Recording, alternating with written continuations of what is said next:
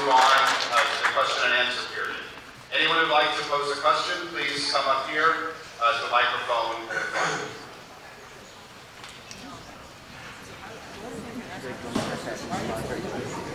As I mentioned before, it's very important that the questions come as questions. Please keep them as brief as possible. So each of you will have an opportunity. Yes, you said America is a place where people can find their dreams, and that's really wonderful. What if my dream is to become a very rich person? Can you tell me what the moral claim on my life, my wealth that you have, would you have to redistribute my wealth?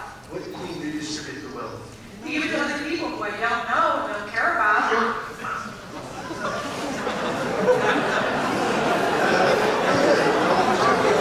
Taxes? Are you raising the question of taxes? Well, because taxes is redistributing wealth. My question is what moral, even taxes, I don't believe in taxes. What moral claim would anybody have on my life to someone else? I understand, you don't believe in taxes, and so we're in a different world. But the fact is that you making money, anybody in this country making money, also depends on the collective having built railroads, roads. I mean, I assume you got here on a road, correct? I got here on a car that we bought. You bought hard work. You drove it on a road, a socialist road. Yes. Correct? Yes.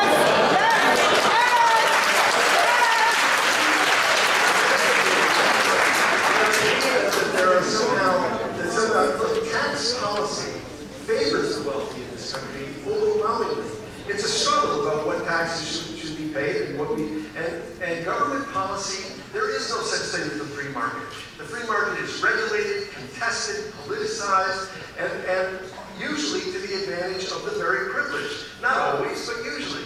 And the fact is that if you make money, you're making money in a port that was built by the collective, the community itself. An airport built by the community itself. So the idea that you somehow live by yourself without any support from anyone is utter nonsense. Talk about utopian. That's a fantasy. The fact is we have to balance your individual rights, your individual entrepreneurship, your individual initiative and courage with the community's needs, because we are a community and you depend on it and I depend on it. Let's not pretend that you're just standing alone in a field making wealth by yourself. You're not.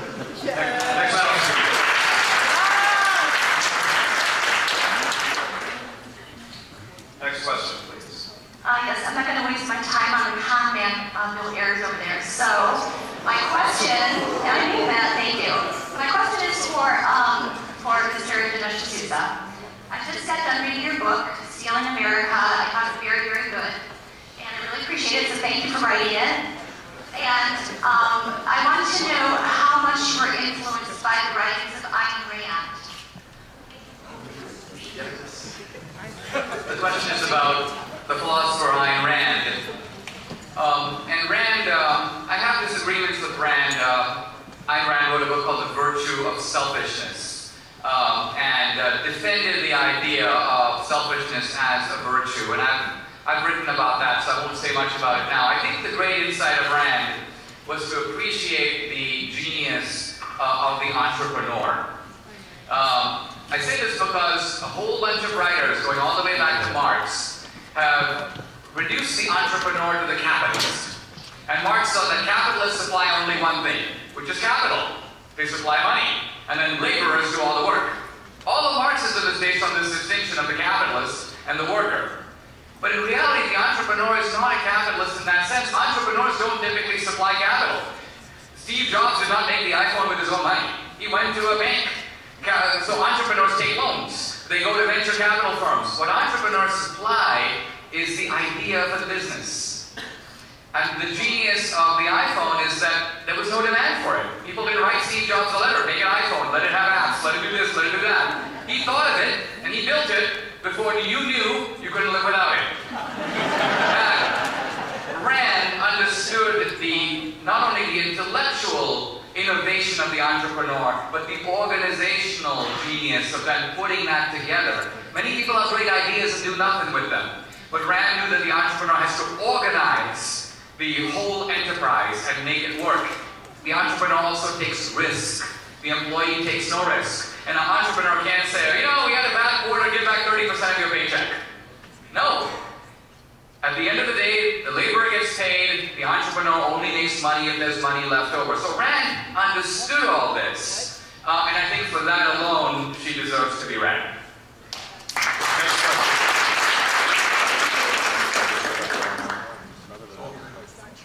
I'd just like to, maybe, did I hear you right on the radio this morning, Professor Ayers, that you were against Common Core? I know Dinesh probably is.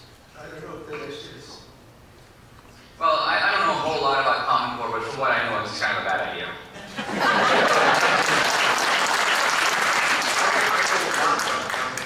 And the big catastrophe that Common Core is, and I am against it, and the reason I'm against it is because it perpetuates and intensifies the wrong direction in education, which is a constant obsession with standardized testing, which not only sorts winners from losers, but as Dean Martin will explain to you as a statistician, the problem with the standardized tests is, from a statistical point of view, is that anytime you say this is a performance metric, if you use it as a performance metric, it fails as a performance metric. Let me say that again. No performance metric works if you use it as a performance metric. So if the universe that you want to look at is good schools, and you say, we're going to do it through this test, or through this simple, this one metric, then everyone will bend their efforts toward that metric. Common Core, along with the standardized testing regime that has gone crazy in this country, has reduced the notion of education to how you do on one simple metric. It's been a catastrophe for a generation, especially kids who are disadvantaged in other ways. And it's not real education. Education is big and bold and broad, and the Common Core narrows it because of its tie to testing. So no, I'm opposed to it.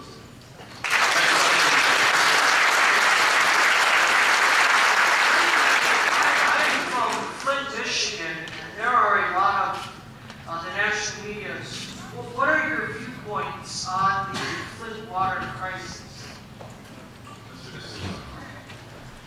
I'll defer to you on that. Well, I'll tell you, to me, it's a great example of what I said when I opened, which is, in my view, when you have a problem in a democracy, the answer is always more democracy, not less. What's happened in Michigan, and not Flint's only one example, but it's a catastrophic example, is that you decide to run it like a business, and a business has profit and loss, and it has austerity, and it has cutting corners, and you poison an entire population. Rick Snyder should be driven from office. Oh, by the way, just to be bipartisan, so should Rahm Emanuel. Next question. My question for Mr. D'Souza. So you are an immigrant. Vast majority of American economists are strongly in favor of open borders and believe the long-term economic impacts of immigration are positive. What credible arguments do you think there are for restricting the free movement of labor across borders? We live in a world, whether we like it or not, of nation states. If we didn't have those nation states, I think free movement of labor and capital would be a good idea. Nation states come with two other factors that are beyond economics. The first is national security.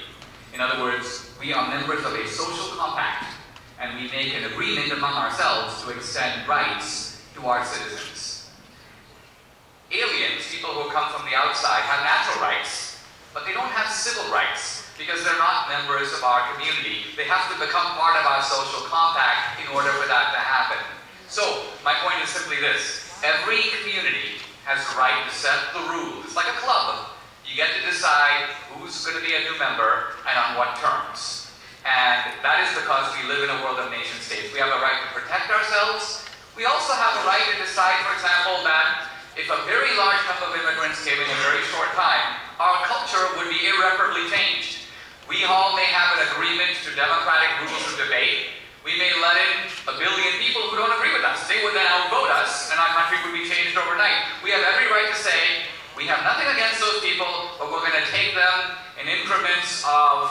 We have a generous immigration policy now. We take in 1 million legal immigrants a year. So I have no problem with policy as long as it's combined with national security, and as long as we make it really clear to the immigrants, you like our club, then assimilate to its rules and practices. You assimilate to us, not us to you.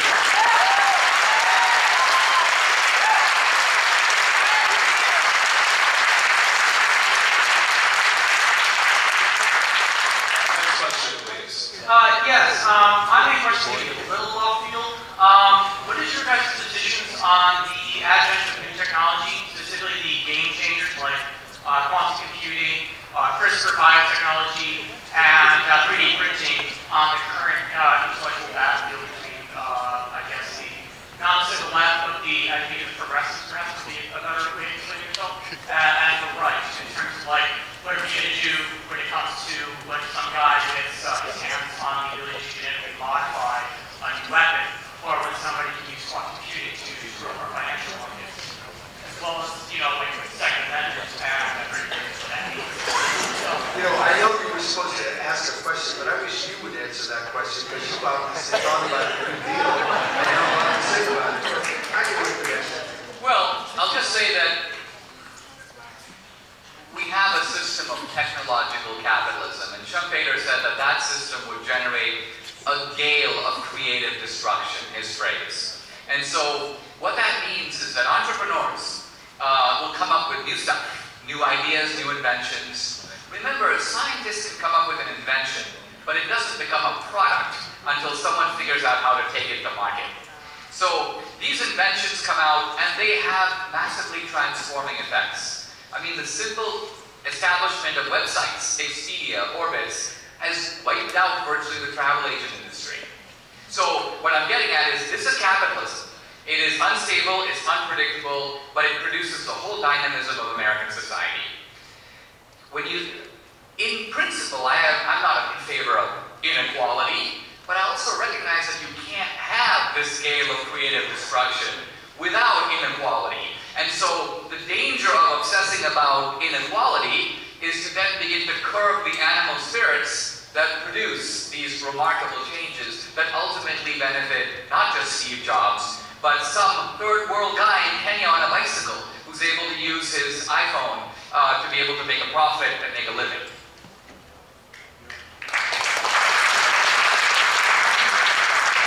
Next question. welcome back, Bill. Thank you. Thank you both of you for coming. I'd like to hear from both of you. I'm going to direct this to Susan first. What is the state of conservatism when helping the victims of Flint has been largely avoided?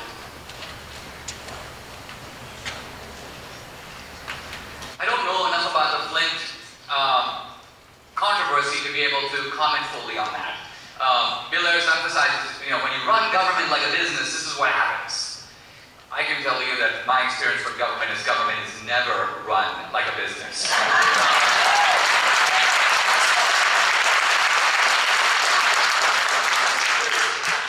It should be. Look, I just spent just a couple of weeks ago, 3.5 hours of the California DMV just trying to get them to find my photo. Long lines everywhere. Now, if this was a business, everybody would have walked out. None of the customers would not put up with it. But we don't have a choice. We have to get the license here for 3 hours. We have gotten used to being stupefied into submission by government.